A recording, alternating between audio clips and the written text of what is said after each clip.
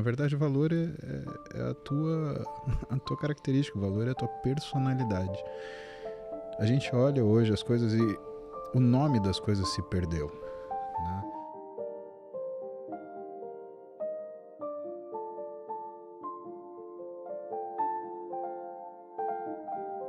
E as pessoas elas esqueceram que é a diferença de valor e preço. Num mundo onde tudo aparentemente pode ser comprado, desde o sapato que você anda até a opinião que você divulga, é muito importante você ter algo que seja inalienável. Por quê? Na verdade, o valor é a tua característica, o valor é a tua personalidade. A gente olha hoje as coisas e o nome das coisas se perdeu, né? Como assim? Cara, é quase como se fosse, o nome da rosa, né? Você lembra desse filme? É maravilhoso. Você tá maluco? Então, tira-se o nome da rosa e a rosa se revela como é, né? Nomina Pristina Rosa, Rosa Est. Eu não lembro o latim certinho, mas o que quer dizer isso? É como se hoje valorizasse tanto aquilo que parece e a expectativa que se cria por aquilo que se parece, que tudo perdeu um pouquinho a graça. E por que perdeu a graça, Edson? Porque, na verdade, perdeu a personalidade, perdeu a característica. Aquilo fica tudo muito vasto para você olhar, mas muito raso para você analisar.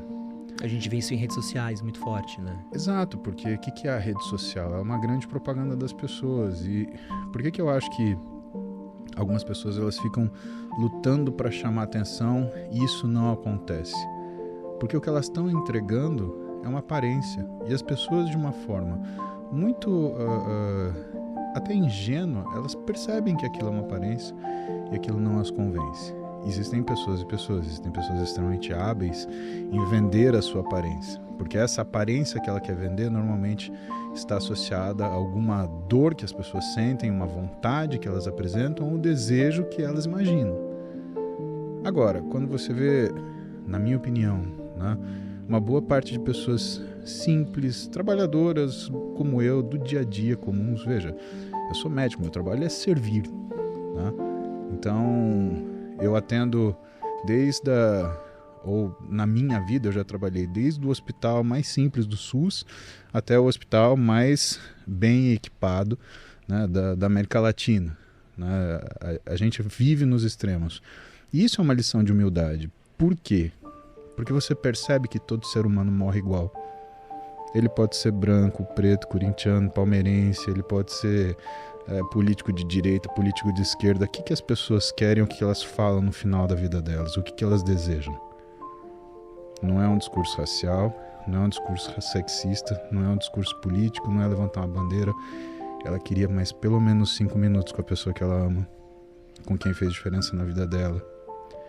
E quando a gente percebe que o conteúdo das coisas ele está muito relacionado com o que são os verdadeiros motivos das pessoas, a gente entende a importância de você ter uma personalidade e sustentar essa personalidade. O mundo digital, ele então acabou sendo esquecido daquilo que ele era no começo. Você sendo jornalista, você lembra? Blogspot.com? Pô, comecei com o meu primeiro lá. Idem. Depois eu fui ter conta no Orkut. E aí a galera falava assim, mas você escreve demais. Facebook, você escreve demais. Por quê? Porque aí começou a ter mais foto. Instagram, você escreve demais. Aí o vídeo é muito comprido. Twitter é quase um SMS. Nossa, escreve demais. E o que você consegue transmitir de significado com esse pouco espaço que te dão? Nada. Então, o que é a sua assinatura digital, da sua personalidade, do seu valor? É a sua consistência. Todo dia eu estou de manhã, 7 da manhã, fazendo live com o pessoal, sabendo o que eles querem saber. Numa troca que eu acho uma troca justa. Eles fazem companhia para mim, eu faço companhia para eles e nada mais. É aquela premissa de você realmente usar a rede social de uma forma social. O pessoal usa a rede social como se fosse, na realidade, um mercado, um marketplace. Olha, eu vou te vender a minha imagem porque eu quero, na verdade, atingir o que é a sua vontade de se exercer de uma forma que hoje você não é. E isso, cara, pode ser muito sedutor para a galera que mexe com o mercado digital, mas, Edson, olha em volta, todo mundo tá querendo te vender alguma coisa, tá chato. As pessoas pensam mais na ponta do funil do que em si, né? E é por isso que tudo tem um preço, mas muito poucas coisas têm valor. E você acha que isso é um fenômeno dessa geração? Porque você tem quantos anos? Eu tenho 42, vou fazer 43 agora. 43. Eu agora fiz 35 hoje. Eu tô mais perto dos 40 do que nos 30. Tô precisando me acostumar com esse fato. Mas a gente é de uma época... Com os 40 você vai ficar mais perto dos 20, relaxa. Tomara. E a gente é de uma época em que você tinha que ser. Você podia falar o que você quisesse. Mas era 5 minutos num grupo de amigos, 5 minutos numa roda de ideia, na vivência, que a pessoa te cobrava. Falava assim, pô, você não falou que não era o pá? Pô, eu andava de skate. Assim, pô, eu sou o maior skatista do bairro. Quando você colava na pista, o maluco falou assim, mano, tu falou que não era skatista? Tira uma manobra ali. Eu falei, não, aqui hoje eu tô aqui. Então todo mundo pegava o flagra, né? Uhum. E hoje, uma foto bem tirada, um videozinho no momento certo, tu passa uma imagem que não é. E você sente que é uma coisa de geração que tá mais preocupada com like. Molecada de academia também deve ter muito disso, né? Que tá mais preocupado com a foto no espelho do que na vivência do dia a dia. Você acha que é de idade? Por experiência própria, por isso que eu sempre tiro foto porcaria minha, né? Porque quando a pessoa me conhece pessoalmente, eu falo, melhor do que na foto. Porque você imagina, né? O cara olha e fala, pô, lá é o Schwarzenegger, aqui é o Salsicha do Scooby-Doo, pô. É chato, né? É desagradável, mas enfim. Eu acho que o cerne daquilo que você falou sobre gerações é um sentimento humano que permeia todas as gerações. Todas as gerações elas têm as mesmas dificuldades e todas as gerações elas acham que a geração delas é a geração de, entre aspas, disrupção com aquilo que é a realidade anterior. Veja, eu enxergo isso, na realidade, Edson, como uma necessidade de cada geração se afirmar como se fosse uma marca no tempo. Mas, de verdade, cara, quem de nós daqui 300 anos vai ser lembrado? Eu admito que nós temos hoje um processo de memória digital que não existia há 50 anos. Você não tinha um YouTube, você não tinha um Instagram, você não tinha meios de guardar, você não tinha mídia para documentar o que era a vida das pessoas. E mais que isso, né? Desde que você entende que existe um meio digital próprio, as nossas câmeras de vídeo, os nossos pendrives, os nossos HDs externos, né? Onde o que se tornou aqueles álbuns de fotos antigas maravilhosos hoje viraram HDs com zilhares de gigas de filmes e vídeos, né? A gente tem documentação. Isso não tinha.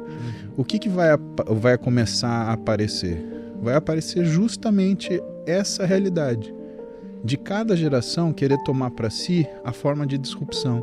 A geração atual sempre vai ser aquilo que é a quebra dos laços com a geração anterior. E vai ser uma aproximação com a geração que é antes dessa. Então, antes, por exemplo, você tinha uma geração muito conservadora, veio a liberação sexual, e aí teve uma geração muito, muito liberal, aí veio uma geração muito conservadora, que achava que aquilo estava demais, e que talvez esse seja o destino da humanidade, e que talvez mude também por quê? A gente não tinha como perguntar para o nosso bisavô como é que tinha sido na época dele. Não. Se ele transava antes de casar, como é que fazia para conhecer a namorada, se ele sabia namorar, se todo mundo casava com 18 anos de idade. Não tinha. Hoje, aliás, quando eu for bisavô, né, e talvez eu não esteja aqui, a minha filha vai pegar pro neto ou neta dela e falar assim, olha seu biso aqui. Seu biso era marombeiro. Forte pra caralho, você é um merda. Você fica falando essas coisas aí, olha o teu biso aqui. Ele foi casado 70 anos com a sua bisa.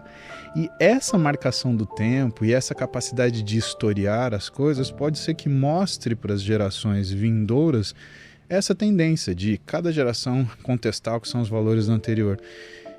E como num mar de ondas, Edson, se você joga uma pedra e você percebe que aonde essa pedra bate, você tem ondas maiores e para as bordas, essas ondas elas vão acalmando, eu acho que essas diferenças elas vão atenuando. Do ponto de vista de domínio sobre a Terra, né? Os dinossauros existiram quantos bilhões de anos? 140 bilhões de anos. Quanto tempo o homem está na superfície da Terra? 200 mil? Nada. Né? Então, o homem não dominou nem o lugar dele. A gente está em 2022, a gente está vendo uma guerra na Europa que a gente viu em 1945, aliás, 1913 e depois 1935. Cara, é surreal isso. Quer dizer, a história não serviu para ensinar que guerra não funciona. E eu, assim, eu não estou fazendo uma crítica moral, né? Eu estou fazendo uma crítica cínica à guerra, porque, cara, guerra é prejuízo. Você está numa época onde as coisas custam, o tempo custa, e se você destrói um país, você vai ter que pagar por ele.